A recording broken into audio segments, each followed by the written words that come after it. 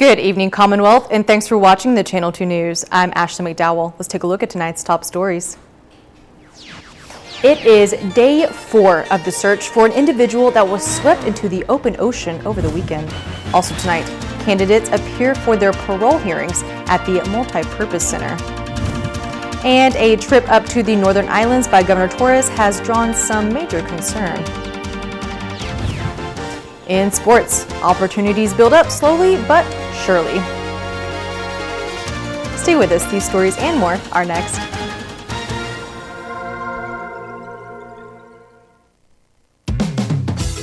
Thank you for being here with us. For finding ways to keep things happening. For making things feel a lot better. Thank you.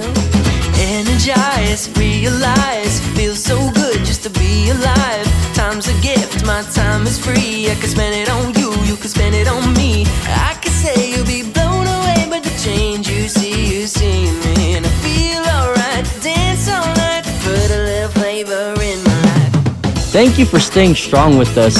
And for us. Thank you for always connecting. For keeping us together. Thank you. Thank you. Thank you. Thank you. Thank you. Thank you for reminding us That despite this distance, We are still better together. Every day, I put the good stuff in.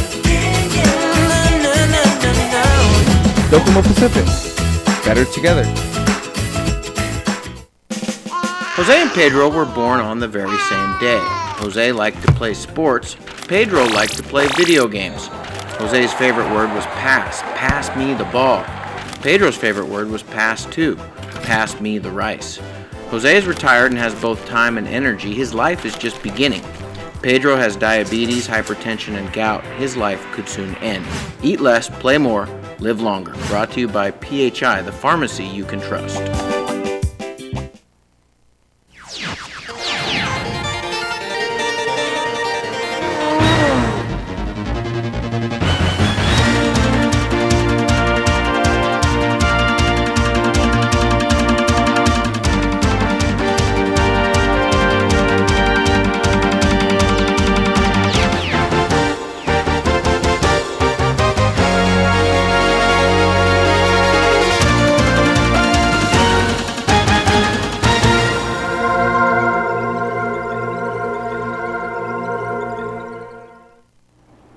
Hafa Day, Tirawami, and good evening, Commonwealth. Today is Wednesday, July 8th, 2020.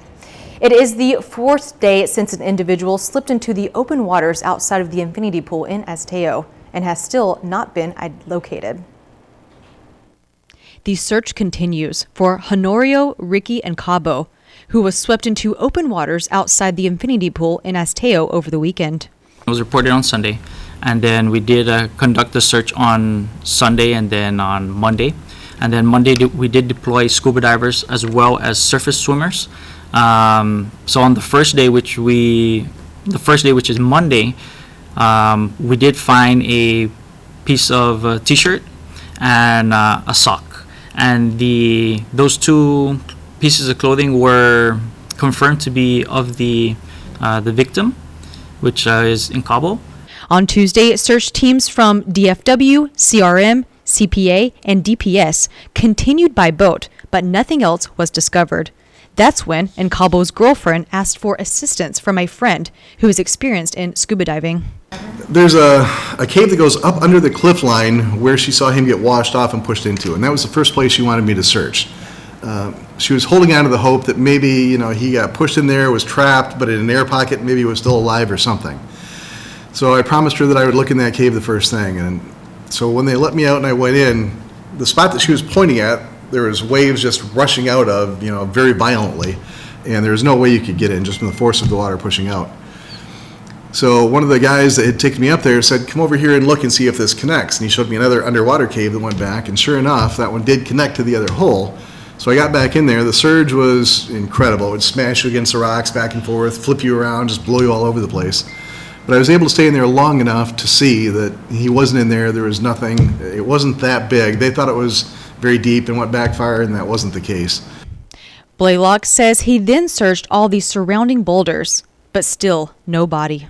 I looked under all those that I could. I did about a 45-minute dive, and as I was coming back around and heading toward the cliff line, I was in about 60 feet of water, and I looked down. There was kind of a sand patch at the bottom where it slopes off, and I saw a swimsuit down there. So I went down, grabbed the swimsuit, brought it back up, and I took it over to the CRM boat. That's when the girlfriend confirmed it is Nkabo's swimsuit that he was wearing the day he was swept into the water. Blaylock says other divers tried to help in his search Tuesday, but were forbidden by DPS officers. Sydney was getting ready to go in his boat and go up there to aid in the search, and was told by the police, "You're not allowed. You have to stay home. You can't go." Pangilinan says DPS does encourage help from volunteer divers, but they must use their own boat, and for safety measures must notify DPS prior to diving so that the number of people that go out are the same number of people that come back in at the end of the day.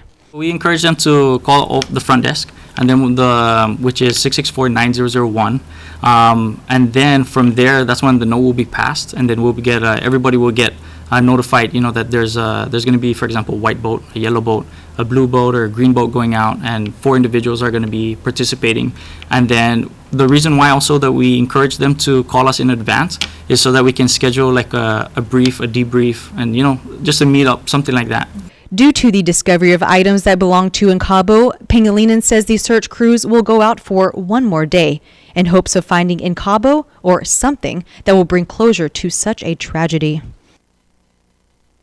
A man who once led police on a 100-mile-per-hour high-speed car chase appeared at a parole hearing this morning. Our Chris Nelson has more. Parole board considering the case of Vincent Narita. He was sentenced to 9 years and has served just over 3 of them. His sister has volunteered to be his sponsor. Board members include Vicente Borja-Tinian, Michael San Nicolas, Ramon B. Camacho, Ignacio Mendiola, and Jose Camacho. Attorney General's office opposes the early release and noted that Narita stole numerous cars, burglarized a number of homes, and has appeared before the parole board twice. A decision is expected by Friday. Also appearing today, John Hamilton, who was involved in a burglary that ended with an assault with a screwdriver that led to injuries to a local doctor. Supporting your kids. My view, that's a waste in there. Hamilton entered the residence of attorney Matt Hawley. He told the parole board today that the burglary attempt was random and that he entered the residence because he could see through the window. Once he was inside, he said he was surprised there was a person in there, and he brandished a screwdriver and injured the finger of Dr. Marty Rohringer, who was attempting to block him from fleeing. The AG's office pointed to a long line of offenses and opposes parole. Hamilton has 8 siblings and read an apology letter to the parole board today. A decision on that case also expected on Friday. Changes in language to a new appropriations bill could mean up to $90 million from FEMA. Money that Congressman Sablan says will keep schools open. Well, the governor came to me for help last month, I think, because he needs the money. And he wants to borrow $90 million from FEMA, which can be turned into a grant eventually if they meet certain conditions. Congressman Sablan says a change in language was needed and that the amount will keep the CNMI afloat. The House will pass the bill this month. And so unless Republicans in the Senate kill it, the governor will get his money. The Commonwealth government employees will keep their jobs. Public schools will probably stay open. The $90 million is larger than the Commonwealth budget this year. And so the government, again, the governor came to me for help, and probably knowing that my 12 years of experience gets me there, and I was able to do it. Governor Torres is currently in the Northern Islands with YouTuber Robert Arrington, who has over 2 million subscribers to his channel. 4 deer were transported up and released on Pagan. The trip has raised some questions. This is Governor Ralph Torres of the CNMI, Commonwealth of the Northern Mariana Islands. This was your idea. He calls me while I was still in the States. He said, "Hey Rob, typhoon wrecked a big area that we keep a lot of animals. There's 4 deer there. We got to find a home. What do you think about taking these sandbar deer and turning them loose on Pagan?" I almost screamed. I was like, that's the best idea in the entire world. There's never been deer ever on this island.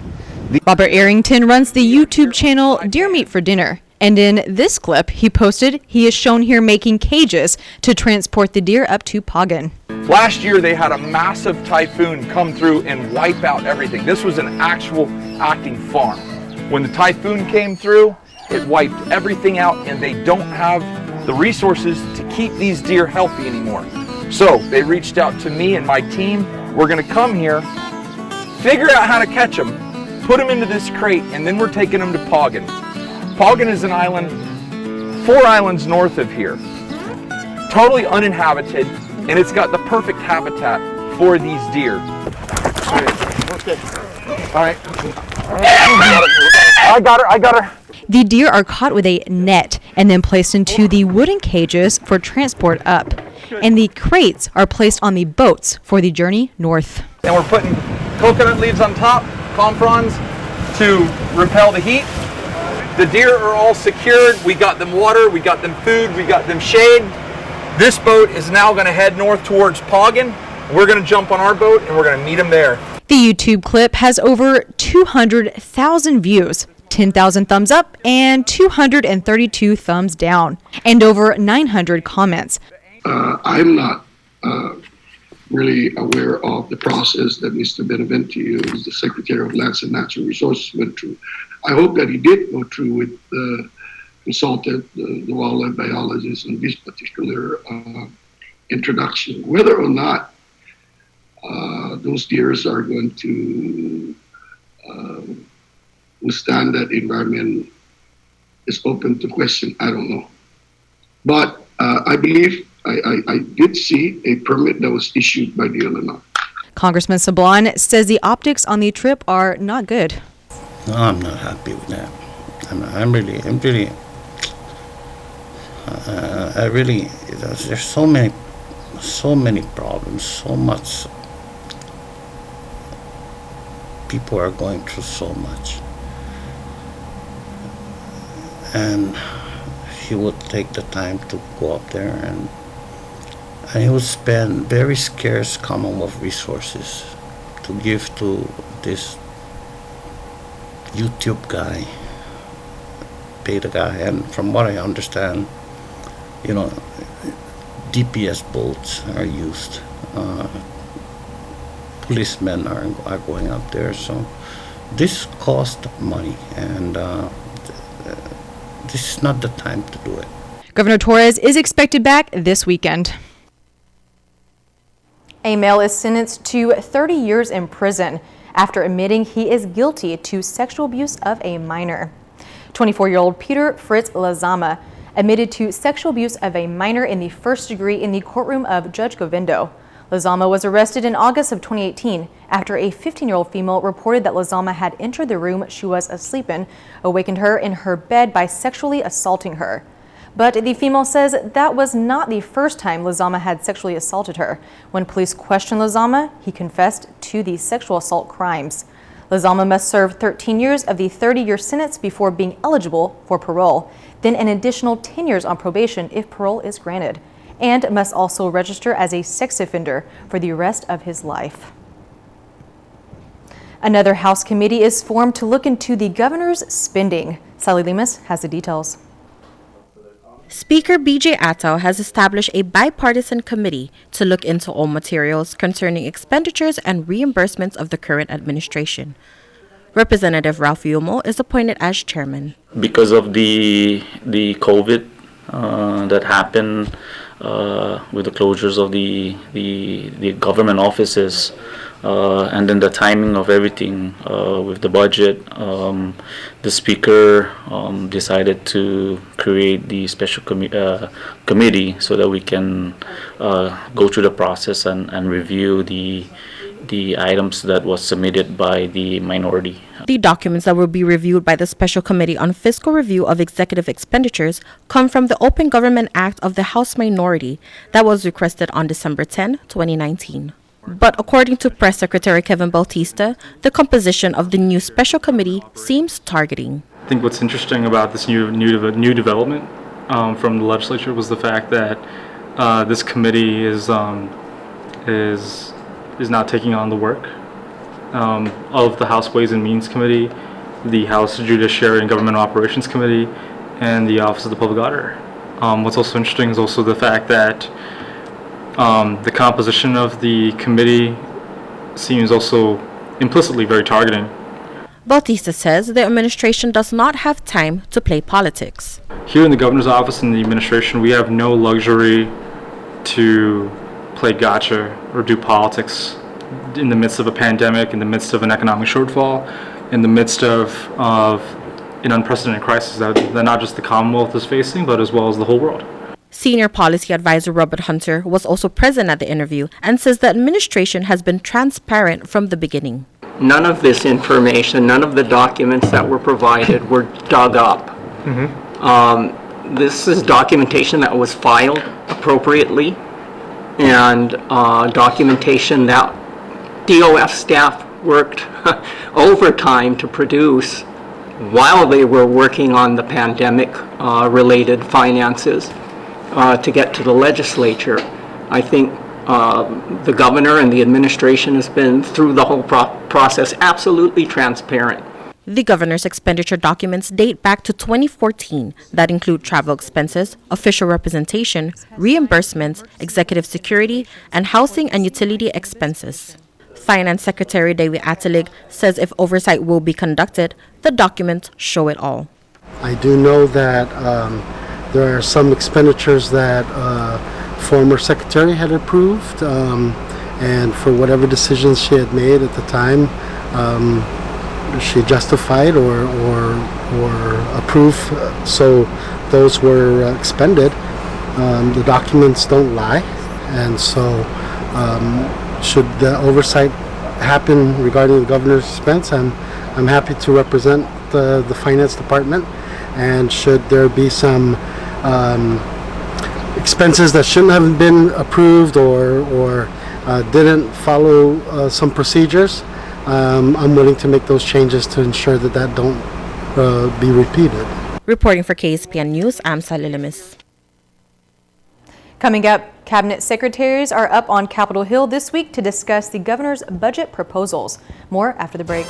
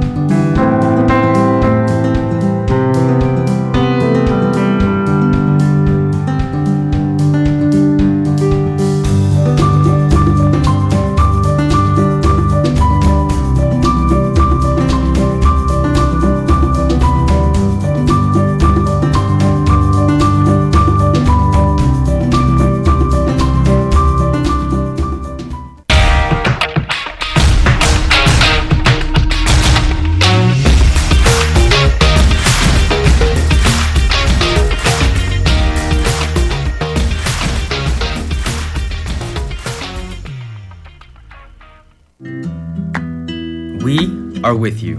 At times when you need us most, you can count on us to be there. When you need someone to talk to. When you need to stay informed. When you need to brighten your day. When you need to stay connected. We are here keeping our promise that while the world is changing, we keep working so you can keep connecting. We are your Docomo Pacific family, and we are here to help.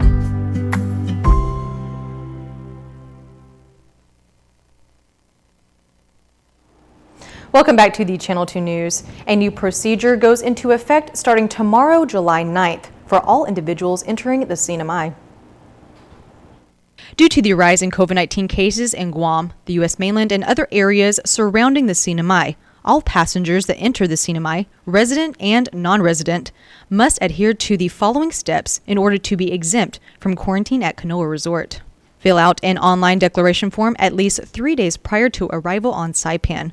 Consent to COVID-19 testing upon arrival to the Saipan International Airport, and 5 days after arrival, register in the Sarah Alert monitoring system and provide proof of a PCR test collected at least 3 days before arrival.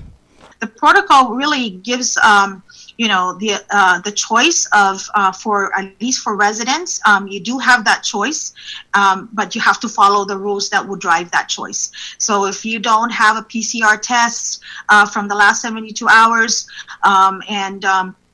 then there's a higher restriction on how you are going to quarantine here. So it's not only everybody will be tested on arrival. In addition, the choice that you will be making at the end and determined based on, again, on the jurisdiction where you're coming from, and as well as whether you're resident or non-resident, then we make that determination of where do you quarantine. So do you quarantine at home or do you quarantine at the government designated site? Legislators are all ears on Capitol Hill as department heads discuss funding for 2021.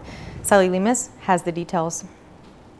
Our community, our residents, they're priority number one. So if you live in a neighborhood, you want to wake up and go to sleep feeling safe, and when you wake up and go out, it's your roads and sidewalks or edges of road are clean. That is what Henry Hoschneider had to say at Tuesday's budget hearing as the Saipan Mayor's office asked a little more than what they are initially allotted. The governor's office proposed a budget of $1.4 million, but Mayor David Apatang requested for $3.2 million. We're short of 3 operation people. We're trying our best to maintain the beautification of the community as much as possible. But we'll take a look at that, and if we have enough money, then we can probably do that. Hire some people back, but not all of them. Besides the island beautification projects, the Saipan Mayor's office provides many services like debris cleaning, animal control, marriage ceremonies, and much more. Also appearing before the House were officials from the Marianas Visitors Authority. MVA submitted a $9 million budget for FY 2021. The current projections for revenue in hotel occupancy tax is $5.9 million. 80% of that goes to MVA, which is an additional $4.7 million. Members of the Ways and Means Committee questioned the discrepancy between the number of Finance Secretary's projection versus the MVA budget. I did share with the committee that MVA is due from the CNMI as of June 30, $8.7 million still. And this $5.3 million or $5.7 million is from FY19, when we had challenges with revenue collections after Typhoon Yutu. And so that is still in our books as a due to from CNMI government to the agency, and that is still good. We're still committed to finding the resources to pay them. With all the resources due to MVA, about $13.4 million will be appropriated for FY 2021. I'm Sally Lemus for KSPN News. Also in today's budget hearing, CNMI court judges present their case. The judiciary branch has let go of many employees and has reduced work hours by 20% due to the pandemic. But to ensure the safety of the community, they did not have the luxury to completely shut down. CNMI court judges appeared before the lawmakers this morning and said they will be okay with the governor's budget proposal of $4.3 million. But if there is room for just a little more, that will benefit the community. We want to share the pain. But if there's any room to give us a little more, I will ask for that, because we are seriously hurting. And I don't feel that, as far as the criminal justice system is concerned, nationwide, we are moving towards treatment and rehabilitation, not incarceration. And when I'm able to accept more people into drug court, then the cost of incarcerating goes down. And we just, and also studies show that when you put a person in jail for more than 5 to 7 days, you already start institutionalizing them. You already start teaching them how to be criminals. And that's not what we want. Thank you, Ashley. Coming up in the KSPN2 Sports Report, maybe you have more hands than you really need. Think about that. I want to show you something. Wait, it'll be after the break.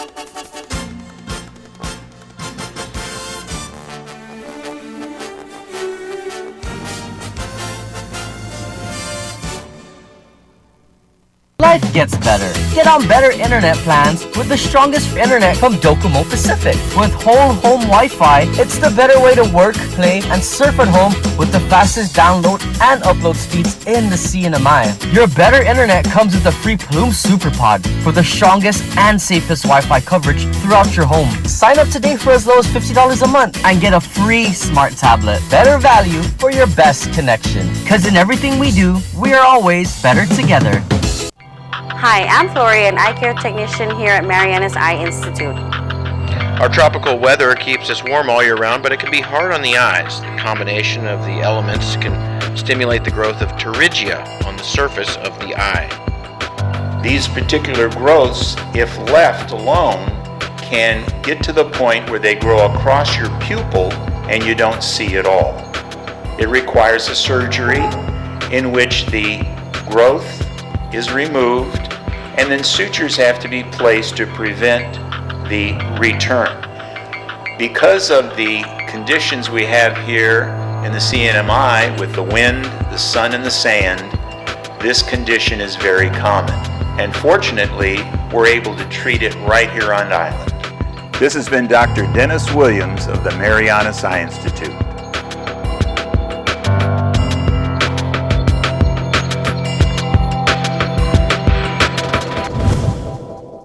Buenas sports fans.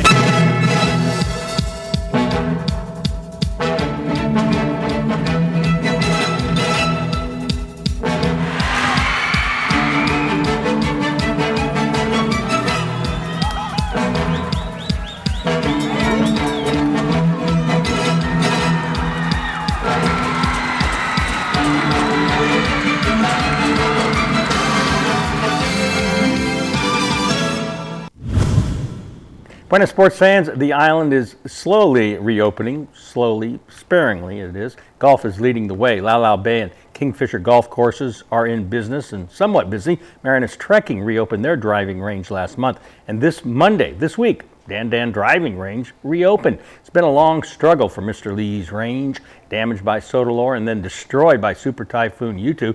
And then the lockdown. One man's downtime, though, is another man's uptime. And Mr. Lee was able to rehabilitate that facility, get the cover back up over the tee boxes, and also regrow the flowers that he loves so much. Different strokes for different folks. Take hitting a ball, for example. There's the right way, and then there's the other right way.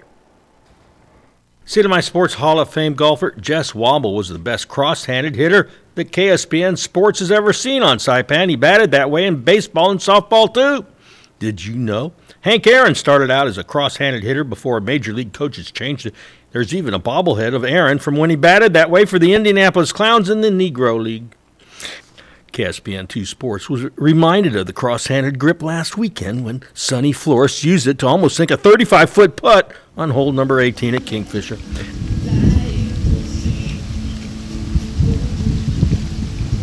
Oh, that's a good putt. Naturally, you're now asking, well, what about one-handed golfers?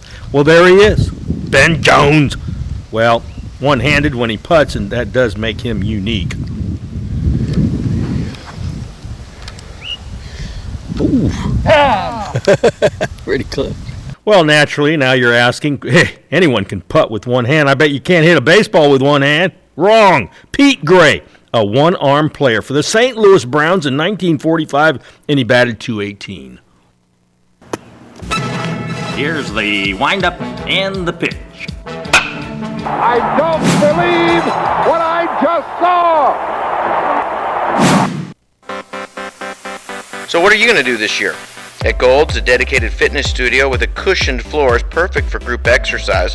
The cardio room features a variety of treadmills, bikes, steppers, and ellipticals. Fitness machines will help you achieve your goals, and the largest free weight area on Saipan gives you comfortable space to work out. Gold's Gym Team is ready to help you get to your goals. Try harder. We know you can do it.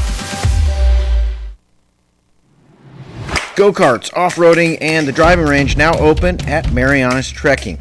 Go-kart track will be open Fridays, Saturdays, and Sundays with 50% off when you book online at marianastrekking.com, hours 4 p.m. to 7 p.m.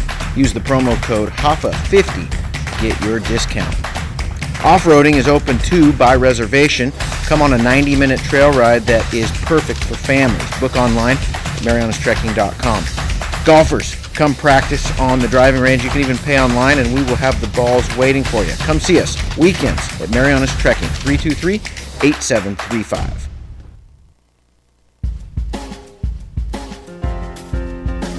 Well, it looks like the climate is finally changing. We're transitioning from dry season to rainy season. Today's high 90, the low 81, heat index 98, humidity 61%. Tomorrow, partly cloudy, isolated showers, winds light and variable, high 88, low 78, seas calm 2 to 4 feet. Sunrise 5:52, high tide at 9:23 in the morning, a low tide at 4:48 in the afternoon, sunset at 6:51.